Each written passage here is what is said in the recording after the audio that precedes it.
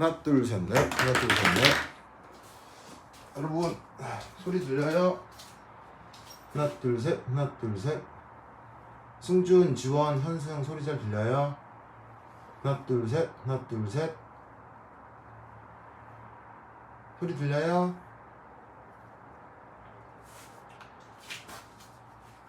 소리 잘 들리나요? 오케이. 아유.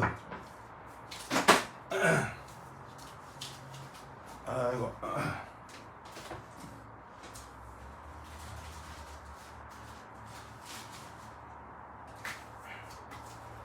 자. 아이고.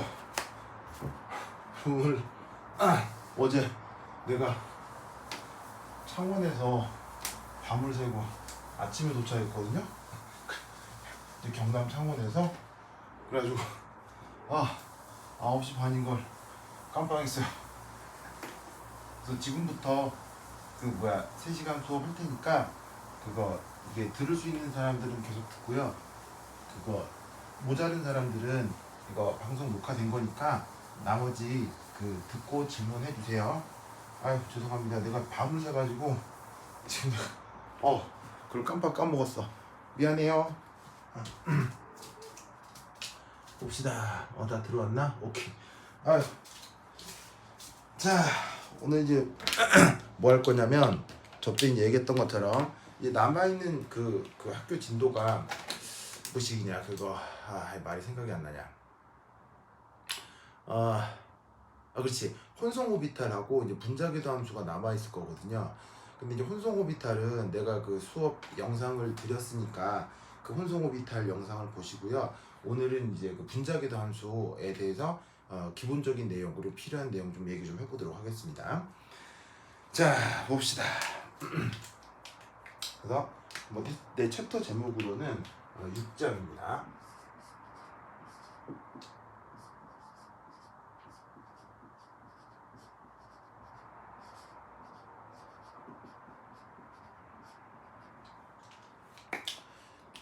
그래서 영어 표현으로는 몰리큘러 오비탈이라고 하고요. 우리말 번역은 분자 오비탈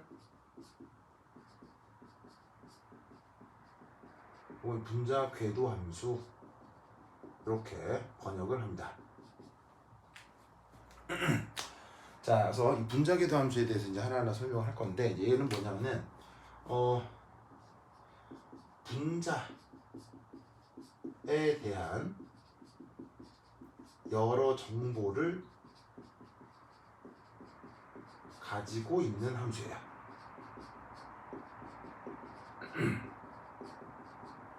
자, 여러분 원자에 대한 여러 정보를 가지고 있는 함수를 뭐라고 하죠? 그걸 원자 오비탈이라고 했죠. 그러니까 우리가 얘기했던 SPD가 앞서 얘기했던 우리가 이제 기존에 알고 있던 것 중에 원자 오비탈이라고 하는 게 있죠. 그게 누구였냐면 바로 S, P, D 이렇게 불렀던 것들 있잖아요. 이런 게 이제 원자 오비탈이었다면 지금 하게 될 요 분자 오비탈은 표기 자체가 시그마, 파이, 델타 이런 식으로 이제 표현이 돼요. 근데 이렇게 여러분 시험 범위에서는 여기에 있는 시그마하고 파이 요것만 이제 표현이 되고요. 여기는 델타 이건 나올 걱정이 없으니까 생각하실 필요 없고 주로 이제 여기에 있는 파이하고 요 시그마 요게 이제 분자궤도 함수의 대표적인 표현이에요. 그래서 이제 오늘도 이제 시그마하고 파이 결합이 이제 뭔지 이제 하나하나 설명을 하게 될 건데 원자 오비탈을 표현하는 방식이 SPDF 이런 거였다면 분자 오비탈을 표현하는 방식은 시그마 파이다 이렇게 생각을 해두시면 되겠습니다. 자, 그럼 이제 이 원자의 여러 가지 성격들을 이 SPD 오비탈들로 설명할 수 있었죠. 마찬가지로 분자의 여러 가지 성격들을 여기 시그마, 파이 이런 것들로 설명을 할 수 있거든요. 이런 것들이 어떻게 나타나는지 하나하나 얘기를 해볼게요. 원자 오비탈처럼 분자 오비탈도 수학적인 내용이 굉장히 많습니다. 근데 그 수학적인 내용을 전부 다 따지기 시작하면 정말 배울 게 한도 끝도 없이 많아지거든요. 그래서 이 분자 오비탈 같은 경우는 최대한 수학적인 건 배제하고 이제 주로 이제 뭐 시험이나 책에 많이 나오는 것들, 그러니까 책에서 소개가 잘 돼서 시험에 많이 나오는 그 최종적으로 나와 있는 분자궤도 함수를 놓고 이제 하나씩 설명을 해보도록 할게요. 자, 그래서 이제 우선 첫 번째 이제 좀 중요한 분자궤도 함수 요거 설명을 드리도록 하겠습니다. 자, 첫 번째는 1 바로 H2 분자에 대한 겁니다.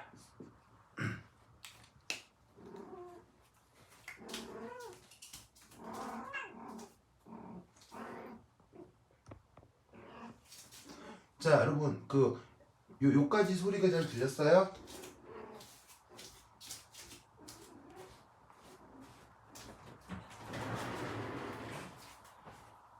하나 둘 셋, 하나 둘 셋. 혹시 또 상태 안 좋을까봐 다시 한번 체크할게요. 요까지 소리 잘 들렸어요? 하나 둘 셋, 하나 둘 셋. 네, 잘 들렸죠? 오케이. 네. 그래서 분자궤도 함수 여러 가지 예시가 있는데 그 중에 이제 가장 간단한 H2 분자에 대한 분자궤도 함수를 얘기를 해보도록 할게요. 자, 우선 요렇게 표현하도록 하겠습니다. 자, 우선 첫 번째 1. 자, 원자 오비탈. 자, 그럼 앞으로 원자 오비탈을 앞으로 이렇게 줄여 쓰도록 할게요. 원자를 영어로 뭐라고 하죠? 어톰이라고 하죠. 그래서 이제 원자 오비탈을 영어 표현으로 어토믹 오비탈이라고 하는데, 이 어토믹 오비탈을 앞으로 A하고 O로 따서 앞으로 AO 이런 식으로 이제 표현을 할게요. 그래서 원자 오비탈을 앞으로 AO 이렇게 표현을 하도록 하겠습니다.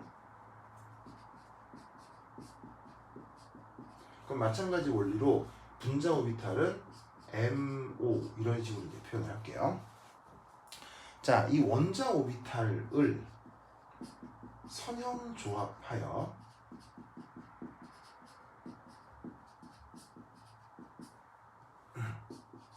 MO를 만든다 라는 사실을 우선 하나 알아두도록 하시기 바랍니다. 자, 이 방법을 뭐라고 부르냐면 아주 유명한 표현인데 리니어 콤비네이션 오브 어토믹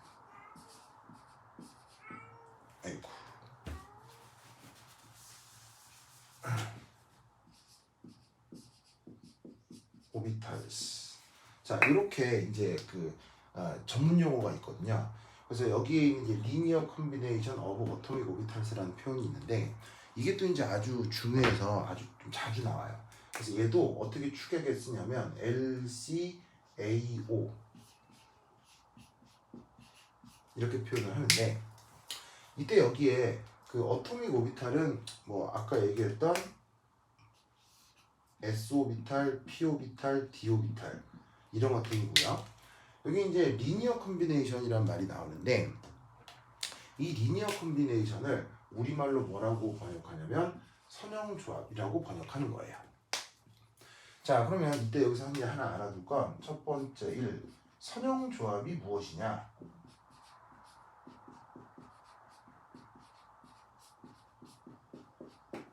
자, 예를 들어서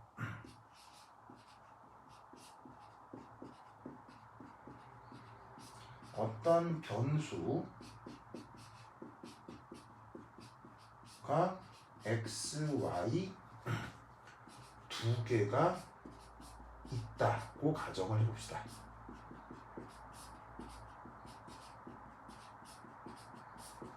그러면 선형조합이라고 하는 건 뭐냐면, 여기에 있는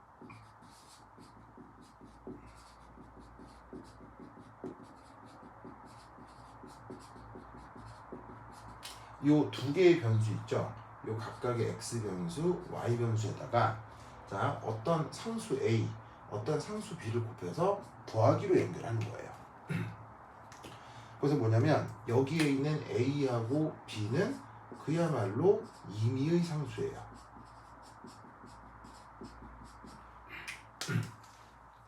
요걸 선형조합이라고 표현합니다.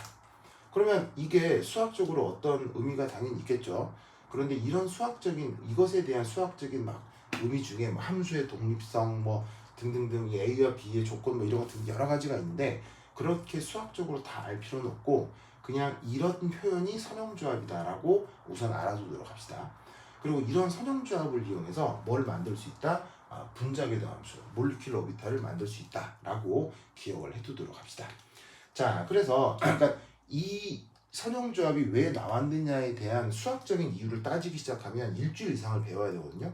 그렇게 할 수는 없잖아요. 그러니까 이제 이런 선형조합이란 테크닉이 있고 이런 말이 있다라는 정도만 알아두시면 됩니다. 자, 그러면 이때 두 번째 이 MO를 근사적으로 표현해 보도록 하겠습니다. 몰리큘러 오비탈을 근사적으로 표현해 보도록 하겠습니다. 자, 이 몰리큘러 오비탈을 이제 근사적으로 표현한다. 그럼 이제 어떻게 되는 거냐면 이렇게. 자, 우선은 그 수소 분자에 대한 얘기를 좀 이제 하고 그 수소 분자에서 나타나는 상황들을 좀 이제 하나하나 표현해 보도록 하겠어요. 자, 그러면 이때 여기서 여기 줄게요. 여기 줄게요.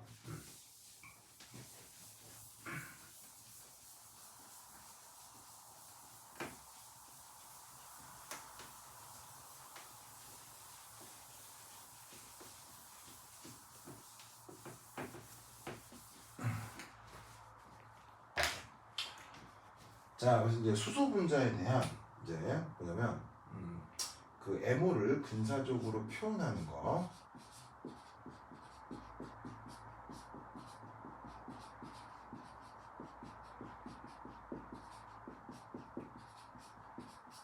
자, 얘는 이렇게 이제 얘기를 해볼 거예요. 우선 그 수소 분자라고 하면 루이스 구조를 그리면 수소 원자 두 개가 단일결합으로 연결되어 있는 게 수소 분자죠. 이때 편의상 이 각각의 수소 원자에다가 넘버링을 하도록 합시다. 하나는 A, 하나는 B라고 이렇게 이름을 부르도록 하죠. 자, 그럼 이때 여기에서 자, 짜잔, 이런 보조선을 하나를 그리는데 이 보조선은 뭐냐? 전문용어로 핵간축이라고 해요. 핵간축. 다시 칸이 좀 작으니까 여기다가 다시 적겠습니다.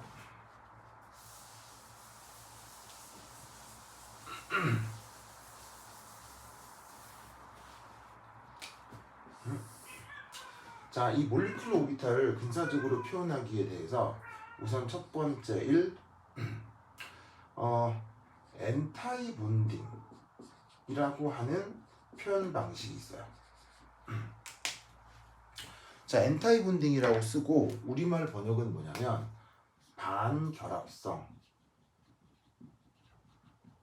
이렇게 이제 표현을 할 거거든요.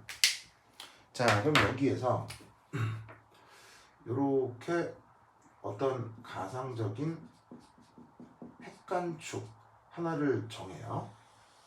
그럼 핵간축이라는 게 뭐냐면 한자말 그대로 보면 핵 사이의 축이라는 뜻인데 수소 분자에는 수소 원자가 두 개가 있으니까 원자마다 핵이 있을 수 있겠죠.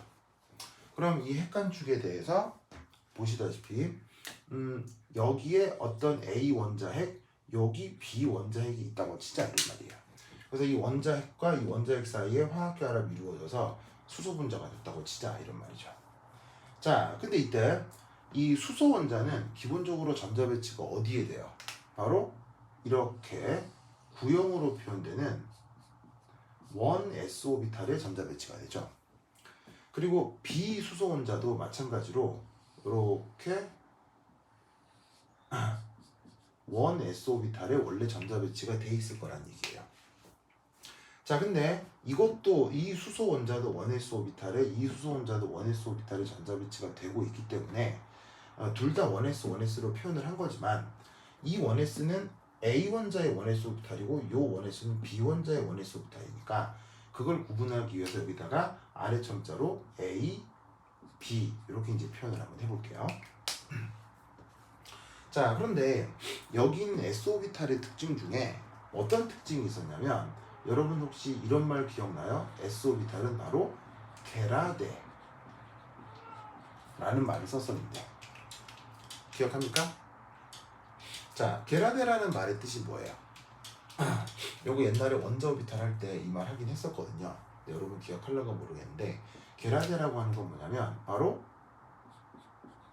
원점 대칭형이라는 뜻이에요. 그래서 S 오비탈에는 어떤 특징이 있냐면 핵에서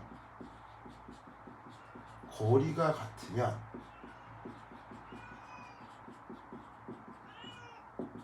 함수값의 크기와 부호가 같다. 이런 의미가 바로 게라데죠. 그래서 어떻게 되냐면 원S 오비탈은 핵에서 일정 거리 떨어져 있는 모든 점 위에서 함수값의 부호 크기가 완전히 다 똑같아요. 그래서 어떻게 되냐면 S 오비탈은 예를 들어 표면 전체 함수값이 항상 어떻게 나타난다? 요렇게 플러스 값으로 나타난다.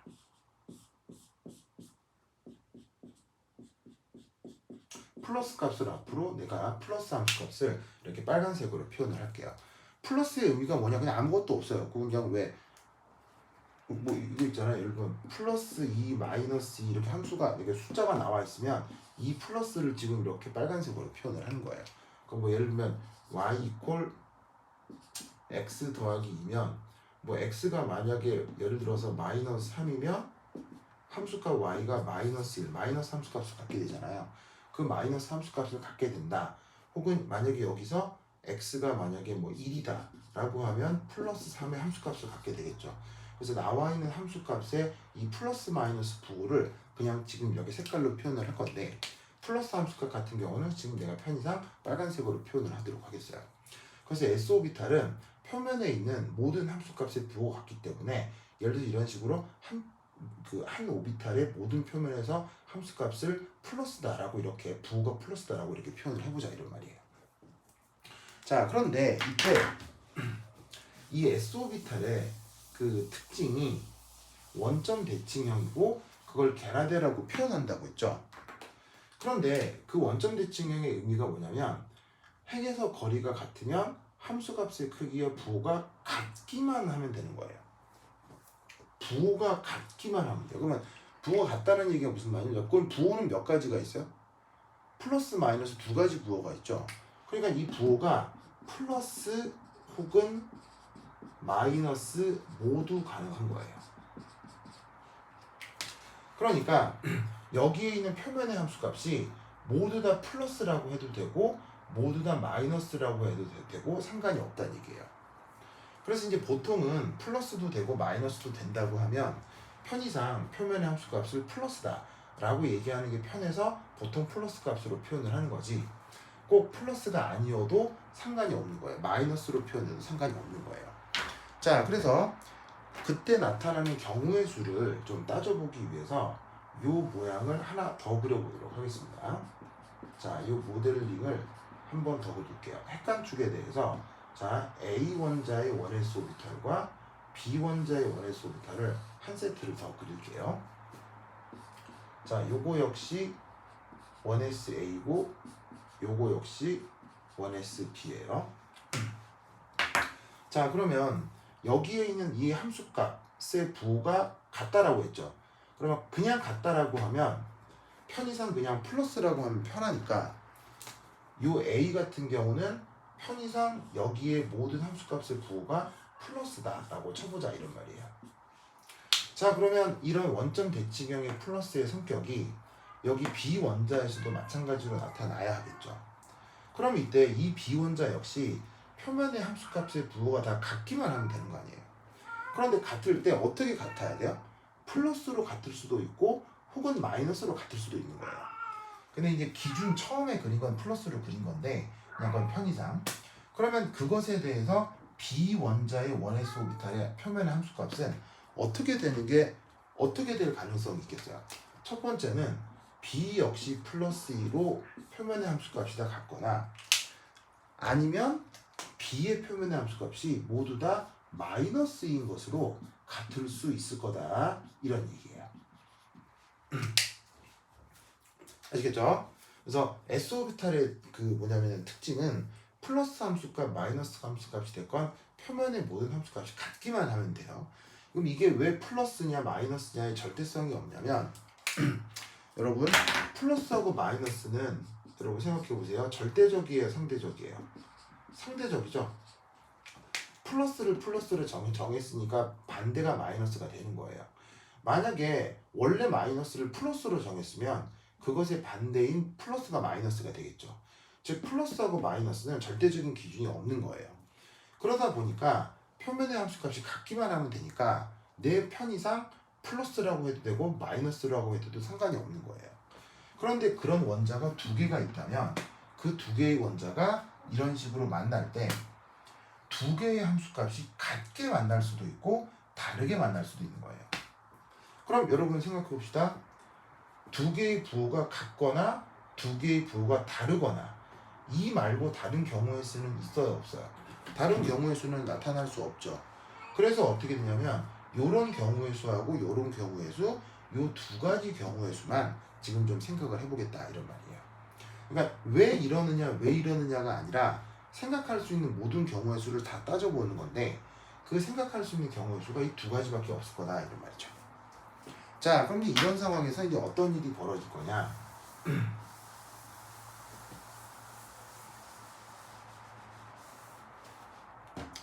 자, 이제 여기에서 이제 무슨 일이 벌어지냐면, 자, 보시다시피 여기는 원자핵이 있고 여기는 원자핵이 있고 여기도 원자핵이 있는데 이때 핵과 핵 사이를 눈여겨보면 자, 여기는 A 원자핵에 의해서도 플러스 함수값이고 B 원자핵에 의해서도 플러스 함수값이죠. 그럼 이때 어떻게 되냐면 플러스 함수값과 플러스 함수값이 여기서 어떻게 되겠어요? 더해지면 함수값이 보강간섭이 되겠죠. 자, 더해지는 것의 의미는 뭐냐면 아까 원자궤도 함수를 더하기를 이용해서 분자궤도 함수를 만든다고 했잖아요. 그러니까 여기에 있는 1s 오비탈의 함수값과 요 B원자의 1s 오비탈의 함수값이 있을 건데 그게 핵과 핵 사이 중간 영역에서는 이 A 원자의 함수값과 B 원자의 함수값이 더하기로 표현된다라고 생각하는 거예요. 그런데 여기서는 어떻게 돼요? 이쪽은 함수값이 함수값이 플러스고 여기는 함수값이 마이너스죠.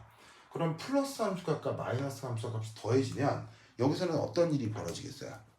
바로 상쇄간섭이 나타나겠죠.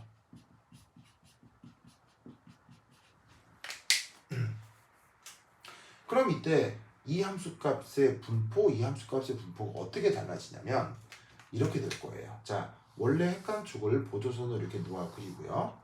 자, 1s 오비탈의 보조선을 그냥 원래대로 그냥 똑같이 다시 한번 그려볼게요. 자, 이게 아까 그렸던 A 원자의 1s 오비탈, B 원자의 1s 오비탈. 1s 오비탈은 이게 구형으로 표현되니까 그냥 저 틀을 그대로 그려보자 이런 말이에요.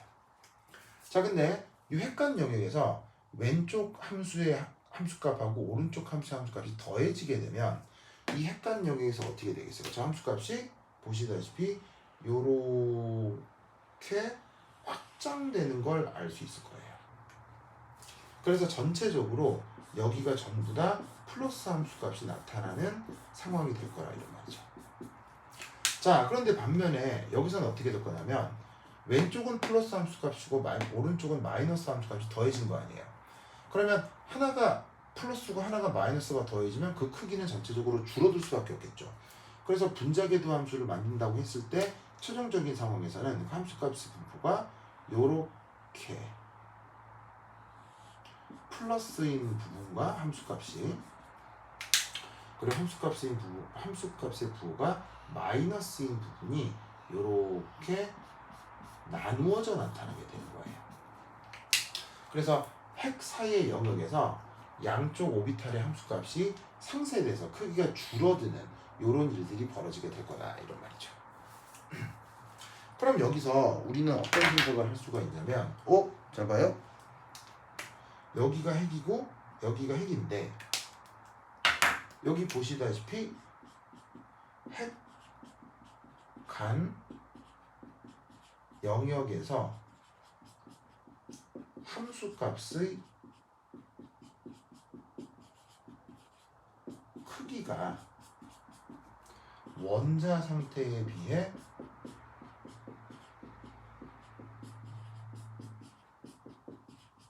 증가할 수밖에 없죠.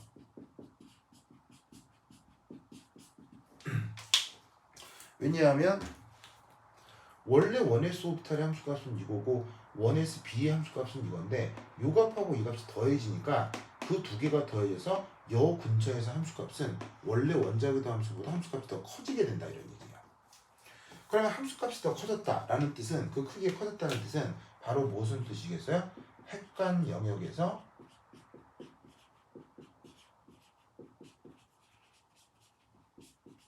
전자 발견 확률이 증가하였다. 이런 의미라고 생각할 수 있겠죠. 자, 그런데 여기서는 어떤 일이 벌어지냐면 플러스인 부분하고 마이너스인 부분이 더해지면 쉽게 얘기하면 이렇게 된다는 얘기예요. 한쪽은 플러스 1이고 한쪽은 마이너스 1인데 부호가 다르죠. 그 두 개를 더했어요. 그럼 값이 뭐가 돼요? 0이 되겠죠. 그러니까 1s 오비탈, 1s 오비탈 크기는 똑같은데 한쪽은 플러스 함수값이고 마이너스 함수값이 여기서 더해지게 되면 그 크기가 0이 돼서 상쇄가 돼버릴 거란 말이에요. 그럼 여기서 난데없이 뭐가 등장하게 되냐면 보시다시피 짜자자잔 노드라고 하는 녀석이 나타날 수 있어요. 여러분 노드가 뭐죠? 우리말 번역 마디라고 하는 거 바로 함수값과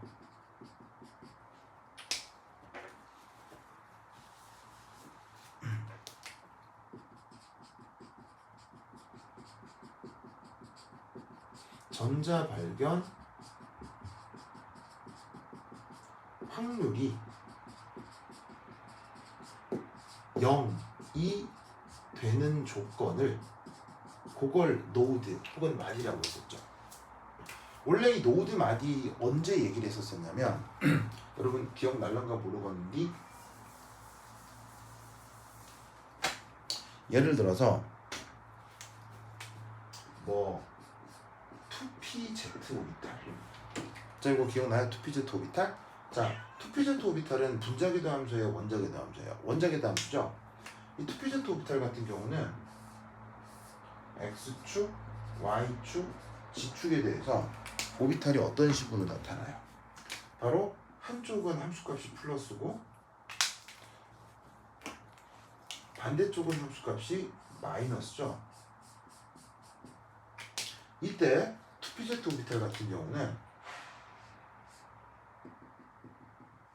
이렇게 xy 평면이 무엇이 되었어요? 이게 바로 노드가 됐었죠. 그래서 2pz 오비탈에서는 xy 평면에 있는 모든 좌표에서 함수값이 0이 되고 전자 발견 확률이 0이 됐다. 그래서 이걸 노드라고 한다라고 얘기를 했었잖아요. 그래서 원래 노드는 우리가 이런 식의 원자궤도 함수 AO에서 처음 얘기를 들었던 거예요. 그런데 이 노드가 꼭 AO에만 있냐? 아니에요. 만들어진 분자궤도 함수에서도 이 AO가 나타날 수 있어요. 그래서 지금의 경우는 이렇게 직관적으로 노드가 만들어진다는 걸 알 수 있는 거죠. 자, 그럼 잘 보세요. 원자 두 개가 만났는데 핵과 핵 사이에서 전자를 발견할 확률이 보시다시피 증가한대요. 그럼 이건 왜 핵과 핵 사이에 전자 발견 확률이 증가하겠어요? 바로 화학 결합이 형성될 것이기 때문이에요. 이런 상황을 뭐라고 부른다? 바로 두 번째 이 본딩이라고 부르는 겁니다. 우리말 번역으로는 결합성. 자, 반면에 이쪽은 어떻게 돼요? 핵과 핵 사이에서 전자가 발견되지 않아요. 분자를 이뤘는데 핵과 핵 사이에서 전자를 이루질 않아요. 자, 예를 들면 뭐 이런 거죠. 뭐 어떤 뭐 이렇게 두 커플이 예를 들어 사귄대요. 그러면 뭐 사귀는 방식은 여러 가지가 있을 수 있지만 보통 그 어떤 상황이 많이 나올 수 있냐면 사귀면 이 둘이가 손을 어떻게 해요? 보통 손 잡고 다니잖아요. 그러면 사귄다라고 하면 이 둘이 손을 잡고 다닐 확률이 커지기 때문에 우리가 이 둘이 손을 잡고 다니는 걸 볼 확률도 증가하겠죠.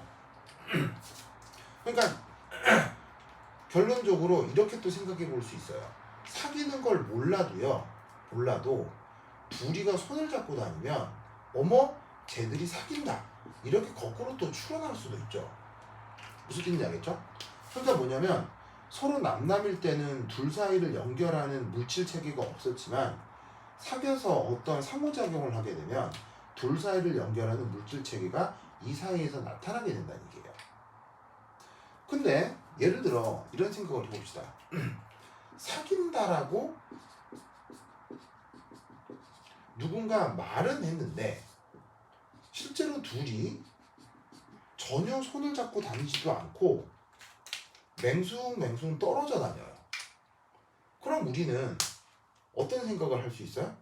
누군가 쟤 둘이가 사귄다라고 얘기는 했었지만 실제로 쟤네들을 관찰했을 때 일정한 거리 떨어져서 손도 안 잡고 다니면 우리는 사귄다라는 생각할 수 있겠어요? 사귀지 않는다는 생각을 할 수 있겠어요? 이렇게 되면 사귀지 않고 이런 생각을 할 수도 있죠.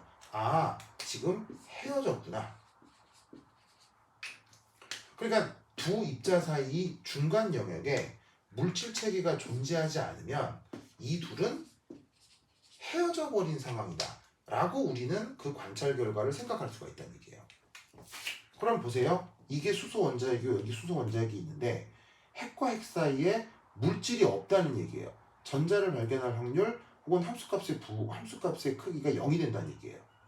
그러면 핵이 있고 핵이 있는데 그 중간에 그걸 매개해줄 전자가 발견돼야 되는데 전자가 없다는 얘기는 무슨 뜻이겠어요? 바로 화학 결합의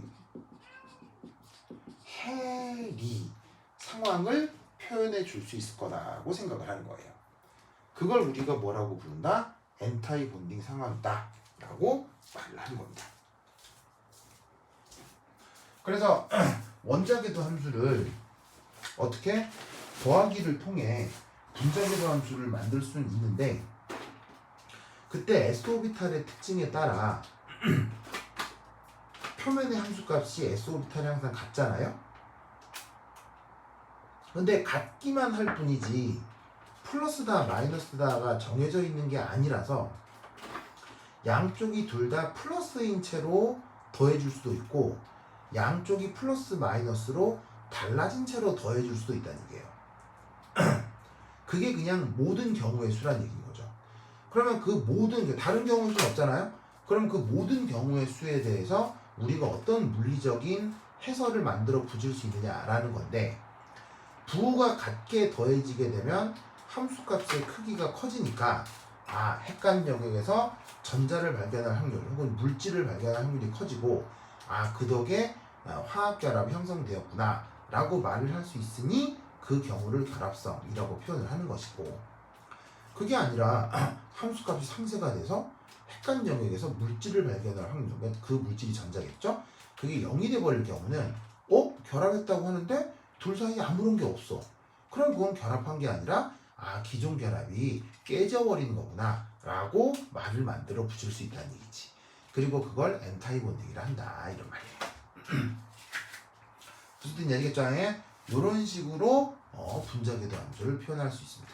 자, 그리고 다시 한번 말씀을 드리면 이렇게 부호가 같건 부호가 다르건 어쨌든 등 더하기로 분자궤도 함수를 표현하는 방식. 어쨌건 더하기, 그러니까 뭐냐면 플러스와 플러스를 더하면 보강이 되는 거고요. 플러스와 마이너스를 더하면 상쇄가 된다는 얘기예요. 어쨌건 플러스 플러스를 더하건 플러스 마이너스를 더하건 이런 식으로 원자기도 함수를 더하기를 해서 이런 식의 분자기도 함수를 만들 수 있는 테크닉을 뭐라고 한다고 했었죠? 앞서서 LCAO라고 한다고 했죠. 이 표현 자체는 좀 기억을 해두시기 바랍니다. 자, 원래 어디서 온 표현이라고 했어요? 아까 썼었죠. 리니어 컨비네이션 어토믹 오비탈이라고 했었죠. 그래서 이 표기를 꼭 기억을 해두시기 바래요. 오케이, 됐다. 자, 여러분, 자 소리 잘 들렸어요? 지금까지? 여러분 지금까지 소리 잘 들려요? 하나 둘 셋, 하나 둘 셋. 소리 잘 들렸어요? 네. 내가 지금 밤을 새고 와가지고 목 상태가 조금 안 좋아요. 그래서 이제 목소리가 조금 이게 깔깔할 거거든요. 근데 조금 감안해서 들어주시고요. 네, 어쨌건 우선 나와 있는 요 내용대로 필기 마무리 하시고요. 한 30초 있다가 저 약간 필기 정리하고 그 다음 내용 넘어가도록 하겠습니다. 자, 우선 필기 마무리 하시기 바랍니다.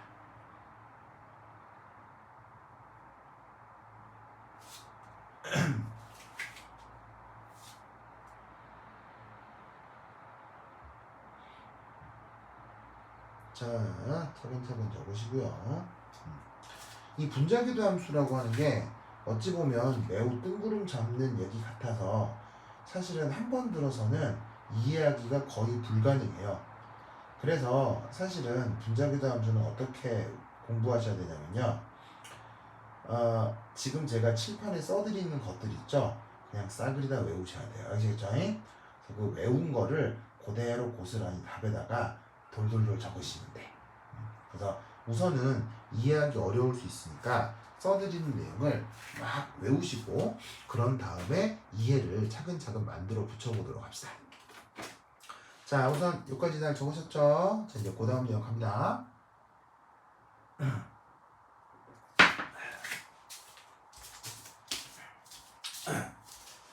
자,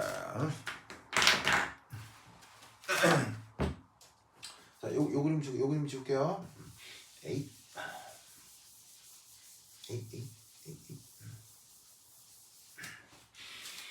자, 그 다음 이제 뭘 해볼 거냐. 자, 요 가상적인 선을 뭐라고 한다고 했어요? 바로 이 핵과 핵을 잇는 핵간축이라고 했죠. 자, 여러분, 그리고 핵간축은 실제 존재하는 거예요? 그냥 사람이 머릿속으로 상상하는 거예요? 당연히 사람이 머릿속으로 상상하는 거겠죠.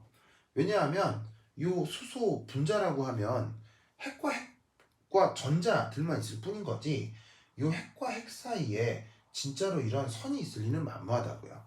그냥 핵과 핵을 연결하는 축을 가상적으로 생각해보자 이런 말인 거지. 자, 이때 그 가상적으로 정해놓은 핵간축에다가 여기 뭘 들이대냐면 짜자자잔 짜자자잔. 자, 이게 뭐냐면요 눈이에요. 눈. 아이요. 아이. 눈이야, 눈. 자, 눈을 들이대고 어떻게 할 거냐면 요 가상적인 핵간축을 손으로 잡고 얘를 뱅글뱅글 돌릴 거예요. 어쩌자는 거냐면 자, 이게 예를 들어서 가상적인 핵간축이라고 하자. 그럼 여기에 빨간 공 두 개를 끼웠다라고 쳐보자 이런 말이에요. 그래서 크기가 같은 빨간 공 두 개를 끼워 넣은 다음에 내 눈앞에 대고 얘를 뱅글뱅글 돌리자는 얘기예요. 빨간 공 하나 둘 넣고 뱅글뱅글 돌리자는 얘기예요. 위에 거는 파란 공 빨간 공을 끼우고 내 눈앞에서 뱅글뱅글 돌리자는 얘기예요. 파란 공 빨간 공을 끼우고 뱅글뱅글 돌려요. 무슨 말 알겠죠? 되게 이상한 행위를 하는 거예요. 그런데 놀랍게도 이 경우 이런 식으로 핵간축을 중심으로 회전을 시켜도 이미지가 변해요, 불변이요? 변치 않죠. 왜냐면 이건 그냥 파란 공, 빨간 공이고 빨간 공, 빨간 공을 끼운 상태에서 돌리는 거니까 이 공 자체가 정확한 구형만 되면 아무리 돌려도 그걸 시각적으로 구분할 방법은 없다는 얘기죠. 여기서 쳐다봤을 때. 아시겠죠? 이런 경우를 뭐라고 부른다? 이걸 짜잔 시그마 오비탈이라고 얘기를 하는 겁니다. 자, 아까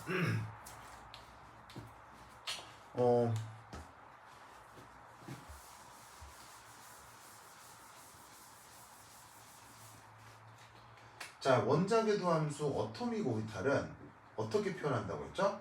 S, P, D 이렇게 표현을 하는 반면에 분자궤 도함수인 몰리큘러 오비탈은 어떻게 표현한다고 했죠? 시그마, 파이, 델타 이런 식으로 표현한다고 했죠.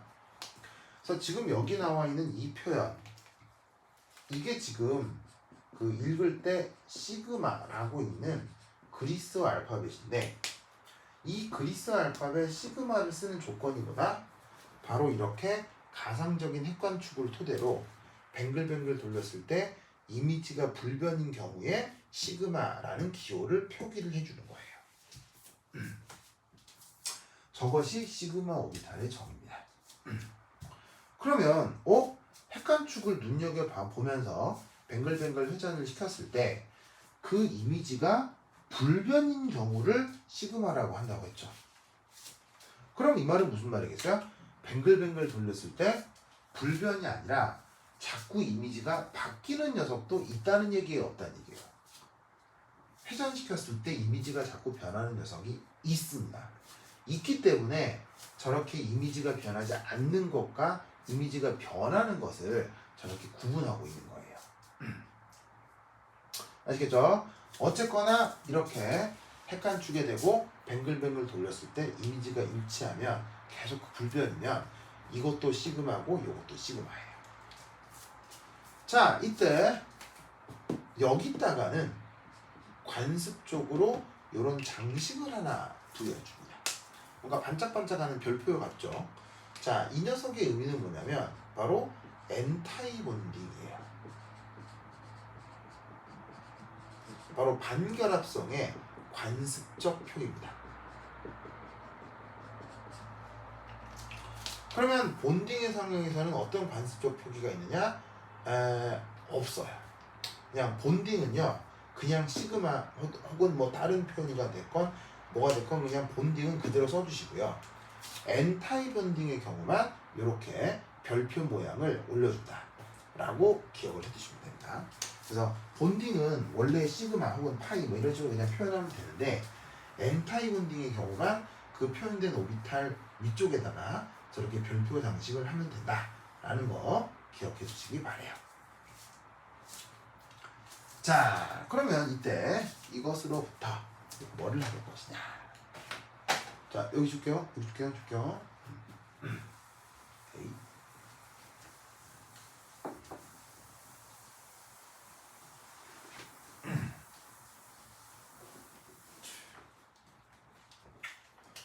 자, 두 번째 수소 분자에 대한 두 번째 내용. 에너지 다이어그램. 이걸 한번 표현해 보도록 하겠습니다. 자, 이거 어서 필기 적으시고요. 자, 저걸 지웁니다. 저걸 지워야 그 다음 필기를 할 수 있거든요. 자, 어서 빨리 아까처럼 필기 마무리 하시고요. 자, 저거 지우면 안 되는 사람.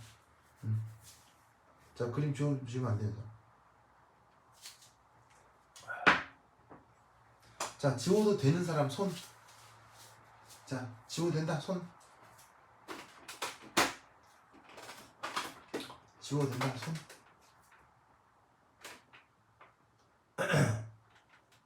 지워야 된다 손.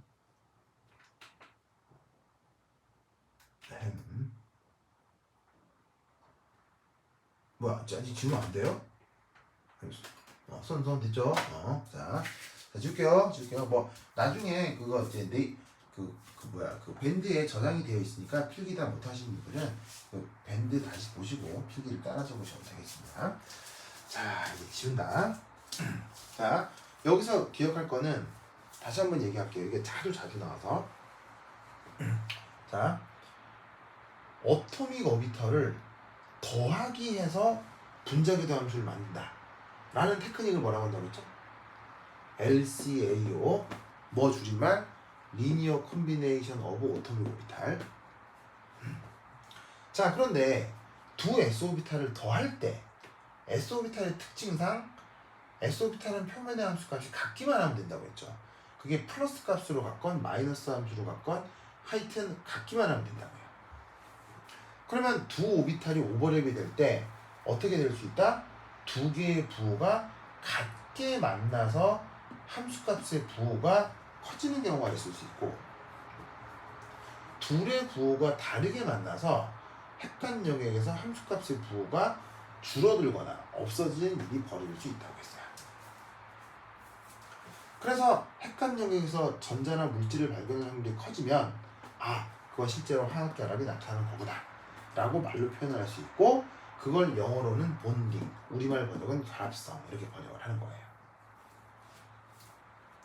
자, 반면에 핵간 영역에서 난데없이 짜잔 노드가 생겨서 물질을 발견할 확률이 0이다. 그렇게 되는 경우는 어떻게 해석하라고 했죠? 이 경우 기존에 있었던 화학결합이 쪼개지는구나. 이런 상황을 표현하는 영어 단어가 바로 엔타이본딩입니다. 그래서 엔타이본딩, 본딩이라는 말을 구구 기억해 두시기 바랍니다. 오케이. 자, 그럼 앞서 말했던 것처럼 지우겠습니다. 지우자 쓱쓱쓱쓱.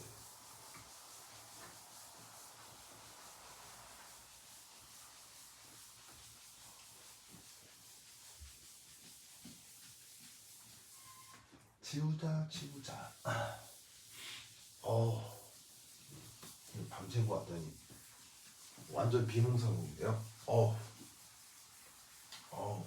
비몽사몽이야. 아이고, 지우자.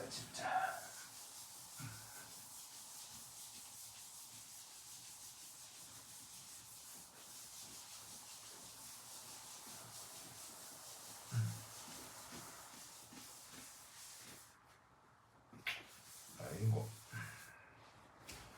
자, 그 다음에 이렇게 뭐냐면 에너지 도표라고 하는 걸 얘기를 할 건데, 왜 난데없는 에너지 도표냐? 이렇게 오랜 기간 아니지. N 도표, 에너지 도표. 다시. 뭐냐면, 자, 1S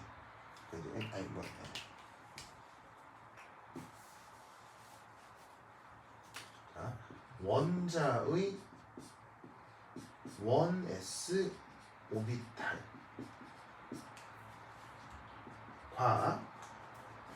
분자의 시그마 and 시그마 엔타이본딩의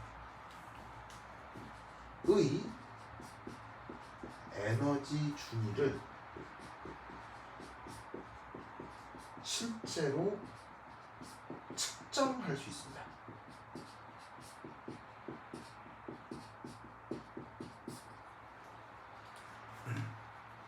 자, 여기서 1S 시그마 엔타이본딩은, 자, 선형조합에 들어가기 전에 원자 오비탈들 1S 오비탈, 그 다음에 만들어진 보강 간섭은 그냥 시그마 본딩, 상세 간섭은 시그마 엔타이본딩. 즉 원래 원자 오비탈과 그 두 개를 조합해서 만든 분자궤도 함수 모두를 지금 적어 놓은 거예요. 아시겠죠? 근데 재밌게도 그 1S 오비탈, 자, 산소 분자의 시그마 계로 오비탈, 그 다음에 시그마 엔타이본딩 오비탈까지 모두 다 실제 측정이 가능합니다.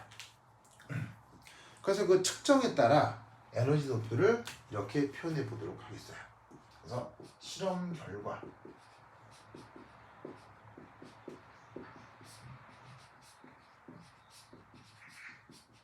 따라서 데이터를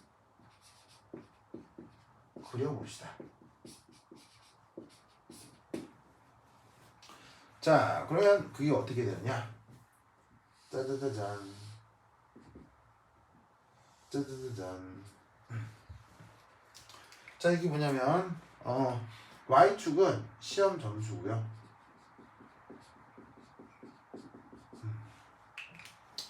시험 점수 시험 점수고요. 자, 그다음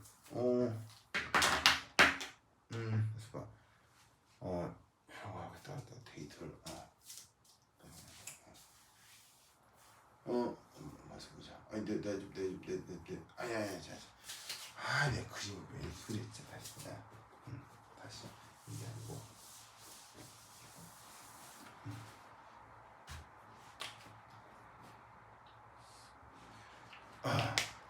웬 시험 점수일까? 자, 위로 갈수록 하이어 에너지의 고온 조건이다. 고에너지 조건이다 라고 합시다. 그럼 이때 여기에서 1S와 시그마와 시그마 N타입 본딩은 어떻게 에너지 주냐 결정되냐면 실제로 계산할 수도 있어요. 실험적으로 측정할 수도 있고, 그래서 수학을 이용하면 실제 계산도 가능하고요, 실험을 통해서 측정도 가능하고요. 그러면 그게 결과적으로 어떻게 되냐면 요렇게 짜잔, 이게 바로 1S 오비탈. 근데 누구의 1S 오비탈? 바로 A 원자의 어토믹 오비탈이다. 이렇게 생각을 해보도록 하겠습니다. 자, 그 다음 짜잔, 얘는 약간 다시 볼까?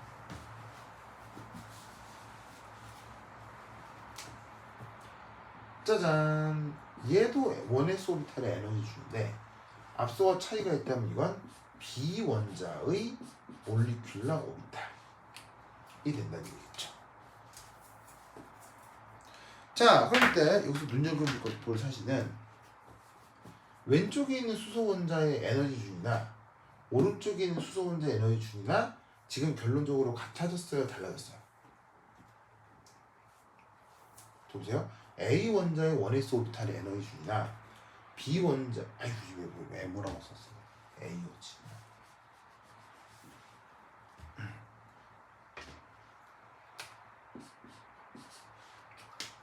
그래서 A 원자의 어타믹 오비탈이나 B 원자의 어타믹 오비탈인 1S 오비탈은 그 자체로 요 둘 다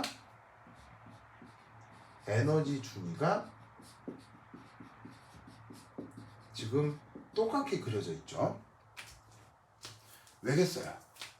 바로 지금 수소 분자를 수소 A 원자, 수소 B 원자로 구분을 한 건데, 자, 편의상 A하고 B 원자를 구분을 한 거지 실제 물리적으로 A 원자, B 원자를 구분할 수 있을까요? 구분 불가능하죠. 수소 분자를 내가 인식한다고 할 때 그냥 그 안에 수소 원자 두 개가 있는 거지 누가 A고 누가 B인지 알게 뭐예요. 그러니까 A가 됐건 B가 됐건 둘은 완벽하게 동등한 수소이면 되는 거라고요. 그러니까 A 원자의 1S 오비탈 어타믹 오비탈의 에너지 준이나 B 원자의 어타믹 오비탈의 1S 오비탈의 에너지 준위가 둘은 무조건 같아야 된다 이런 말이죠. 특히나 수소 분자처럼 서로 같은 원자가 붙어있는 경우는. 자, 그런 다음에 아까 이 1S 오비탈하고 이 1S 오비탈이 뭘 했어요? 선형조합을 했었죠. 그러면 그 선형조합의 결과 어떤 분자기도 함수들이 나타나냐면 첫 번째가 요거, 두 번째가 요거. 그래서 각각이 요놈이 시그마, 요놈이 시그마 N타입 본딩이 되겠어요. 그것의 에너지 준위를 지금 이렇게 표현한 거다 이런 말입니다. 그래서 얘는 A 원자의 1S 오비탈 원자기도 함수의 에너지 준위, 얘는 B 원자의 1S 오비탈의 원자 이거 뭐냐 B 원자의 원S 오비탈의 그 뭐냐면은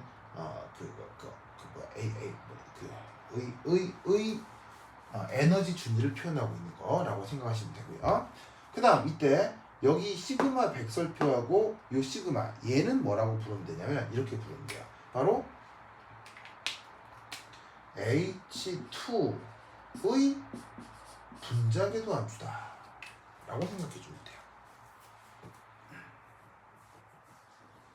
그래서 원자궤도 함수로부터 분자궤도 함수 만든 것을 원래 원자궤도 함수와 만들어진 분자궤도 함수를 동시에 이렇게 그림으로 표현하는 경우가 있는데 이 그림이 시험에 나올 확률이 아주 높기 때문에 이 그림 자체를 반드시 기억해 두셔야 됩니다. 알겠죠? 자, 이 분자궤도 함수는 이해하기가 거의 불가능에 가깝습니다. 그래서 어떻게 해야 되냐면 케이스 바이 케이스를 외우셔야 되는데 그 중에 지금 꼭 외워야 되는 것 중에 하나 수소 분자 꼴에서 유도되는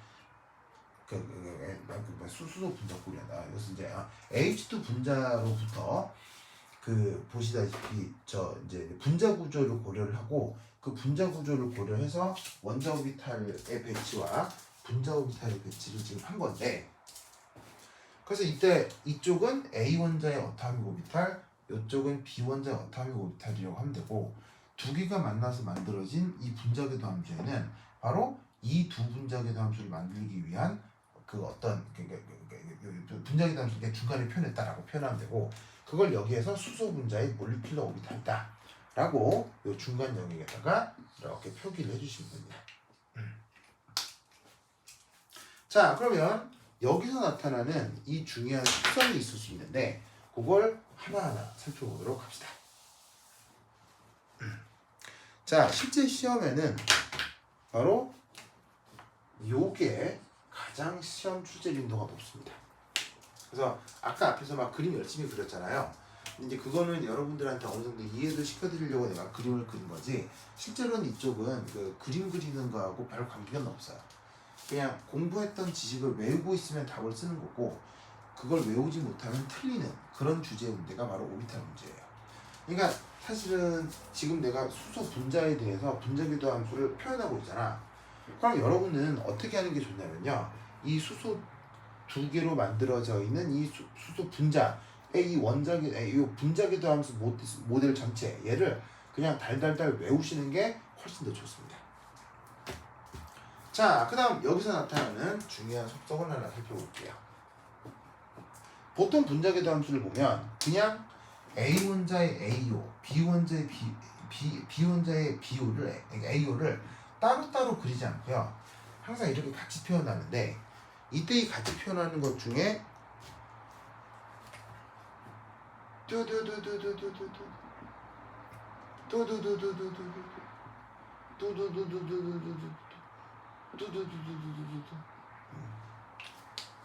이런 보조선이 그려져 있는 경우가 흔합니다. 자, 저 보조선의 의미가 뭘까요? 그러니까 예를 들어서 내가 그 김밥집에 김밥을 시켰는데 마지막에 이제 아줌마가 이게 김밥을 싸가지고는 포장을 해야 되는데 그때 그걸 이제 뭐냐면 이렇게 통통통 잘라가지고 이제 김밥을 포장을 해야 되잖아요. 해야 되잖아. 근데 그때 그 김밥 포장해서 뭔가 그 이제 장식들이 나올 수 있단 말이에요. 그러니까 김밥 같은 거 포장할 때 뭐 김밥이 아니라 뭐래도 이렇게 뭔가 의미를 갖는 장식이 이렇게 있을 수 있잖아요. 그러면 그런 것처럼 이 분자궤도 함수에서도 이 시각적으로 나타나는 어떤 장식 같은 게 있을 수 있는데 그때 첫 번째 하나 알아둘 게 바로 요 점선 보조선이에요. 점선 보조선. 자, 이 점선 보조선 이게 뭐냐? 이게 바로 선형 조합의 증거예요. 자, 무슨 말이냐면 자, 봐요. 여기 있는 시그마라고 하는 애는 어떻게 만드는 거였어요? 이 원S 오비탈하고 원S 오비탈의 부호를 똑같이 해가지고는 더해서 만들었죠. 시그마 엔타이 본딩이라고 하는 건 아까 봤던 그 표기 그대로예요. 얘는 이 원S 오비탈하고 이 원S 오비탈을 서로 반대로 해서 더하기로 만들었죠. 무슨 말 알겠죠? 그러면 얘를 거꾸로 이렇게 생각할 수 있는 거예요.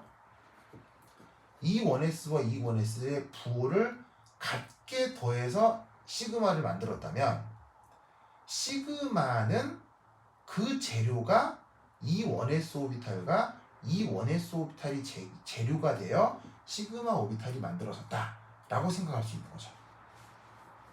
마찬가지로 E1S 오비탈과 E1S 오비탈의 부호를 다르게 해서 더하기로 시그마 엔타이 본딩을 표현했다면 이 시그마 엔타이 본딩의 재료 역시 A 원자의 1S 오비탈, B 원자의 1S 오비탈이 되는 거죠. 그러면 이때 이 화살표, 이 보조선이 무슨 역할을 할 수 있냐? 바로 이거예요. 어떤 분자기도 함수를 봤을 때 그 분자기도 함수로부터 이런 보조선이 그려져 있으면 요 분자기도 함수의 원래 원자기도 함수 재료가 요 두 놈이구나 라고 파악하면 된다는 얘기예요. 이 분자기도 함수가 있는데 이 녀석의 원재료 원자 오비탈이 요 보조선을 따라가면 이놈이니까 이놈하고 이놈의 선형조합으로부터 얘가 만들어진 거구나 라고 해석을 하면 된다는 얘기예요. 아시겠죠? 그래서 요 점선 표시가 그런 의미를 갖는다 라는 거 우선 기억해 두시기 바랍니다.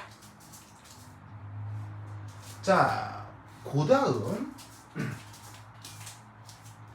이제 이 그 오비탈 에너지 준위에 대한 이 녀석에 대해서 이제 차근차근 하나하나 이제 더 배워야 될 것들이 있거든요. 그럼 이제 그것이 되게 중요하고 시험에 많이 나오기 때문에 그게 이제 어떻게 될 거냐? 부터 한 10분 시작 보도록 하겠습니다. 여러분 화장실 갔다 오세요. 화장실 갔다 오세요.